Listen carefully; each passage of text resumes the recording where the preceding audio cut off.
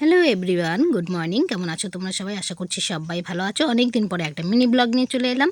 তো সকালবেলা ঘুম থেকে উঠে সমস্ত কাজ বাজ সেরে নিয়েছি, সেরে নিয়ে বিছানা তুলে নিচ্ছি। আজকে দিনটা ছিল সানডে, তাই বাবুর স্কুল ছুটি।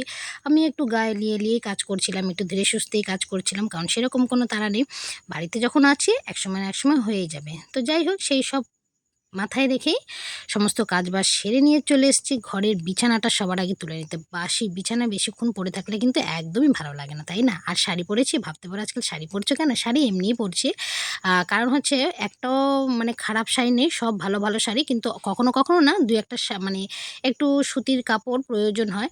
তো সেই জন্যই দু একটা কাপড় একটু নরম করব বলে শাড়ি পরছি। আর যেহেতু এখন বৃষ্টি হচ্ছে, একটু গরমটা কমেছে, সেই কারণে শাড়ি পরতে অসুবিধে নেই।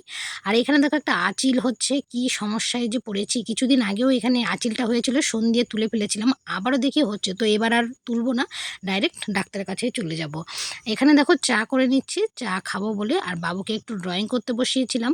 আজকে যেহেতু সানডে ড্রয়িং আছে, তো সকালবেলা বলেছিলাম একটু ড্রয়িং কর, তো অল্প একটু করেছে, বেশি করেনি। আর আজকাল তো পড়তে লিখতে কোনো কিছুই ও চায় না।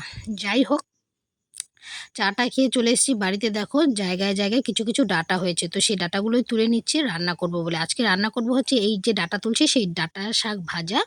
ওটা শুধুমাত্র বাবুর জন্য, আমার জন্য উচ্ছে ভাজা। আর করব ডাঁটা দিয়ে, আলু দিয়ে, পটল দিয়ে মাছের ঝোল। হয়তো তোমাদের সাথে এটা শেয়ার করা হয়নি, ভুলে গেছিলাম কাজের জন্য আর কি।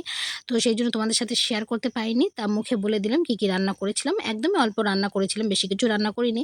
তো এই যে ডাঁটাটার গায়ে যেহেতু মাটি আছে, ঘরে নিয়ে গেলে পুরো মাটি মাটি হয়ে যাবে, সেই জন্য এখান থেকে একটুখানি ধুয়ে নিচ্ছি ডাঁটাগুলো। বাড়ির ডাঁটা বুঝতেই পারো, আর নতুন হয়েছে, বাপরে বাপ, দারুণ টেস্টি, দারুণ খেতে ছিল, নরম ছিল একদম। বাবুও খেয়েছে আজকে, প্রথমে খাবে না বলছিল, তারপরে ঠিক খাইয়েই দিয়েছি। তো এখন এই ডাঁটাগুলোকে নিয়ে গিয়ে সবজি কাটতে বসে পড়বো। তো সবজি কাটতে এখানে বসেও গেছি। সবজি কাটছি হচ্ছে পটল, ডাঁটা আর আলু কাটবো। আপাতত সবার আগে মাছের ঝোলটাই বসাবো, তারপরে বাদবাকি জিনিসগুলো করে নেব। তো চলো রান্নাবান্না সেরে নিই, তারপরে আবার আসছি। এই যে এখানে কেটে নিয়েছি দেখো ডাঁটা আর হচ্ছে পটল, এই দিয়ে মাছের ঝোল করবো, আর এর মধ্যে একটু আলু দেবো। তো বিকেলবেলা দেখো আবার তোমাদের সামনে চলে এলাম, সারাদিনে আর আসতে পারিনি, শেয়ার করার মতো কিচ্ছু ছিল না। তো ওই দেখো বাড়িতে সব ছেলেপিলেরা, বাড়িটা এত স্লিপ, তার উপরেও ছেলেপিলেরা দৌড়াদৌড়ি করছে। আমি বলছিলাম এত দৌড়াদৌড়ি করিস না, পড়ে গেলে কিন্তু হাত পা তোদেরই ভাঙবে, কচি কচি হাত পা সব। এখানে দেখো কিছু চাল কুমড়ো গাছ লাগিয়েছিলাম, গাছগুলো বেশ ভালো হয়েছে। তো ভাবছি যে একটা কঞ্চি এনে অন্তত দাঁড় করিয়ে দিই। খুব একটা যে লতা ছেড়েছে তা না, শুধুমাত্র একটা গাছেই লতা ছেড়েছে, তো ওটা আবার আমার যা বেঁধে দিয়েছিল। আর বাদবাকি গাছগুলোতে ভাবছি দুটো কঞ্চি এনে লাগিয়ে দেবো।